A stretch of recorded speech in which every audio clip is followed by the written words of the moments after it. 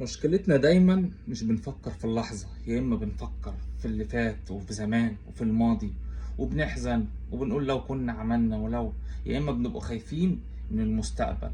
وللأسف ولا ده هيعمل حاجة معانا لو فكرنا فيه في الماضي، ولا المستقبل اللي انت فاقد سعادتك ولحظتك ومأجل كل حاجة عشان تروح له هو مضمون برضه. أنا الكلام ده بقوله ليك وليا.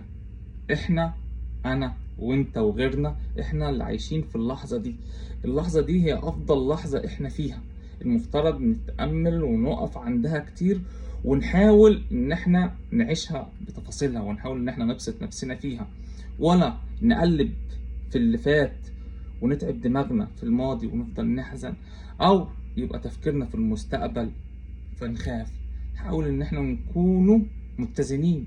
انا الكلام ده بقوله ليك وليا.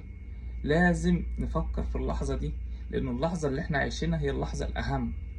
اللحظة اللي احنا عايشينها هي اللحظة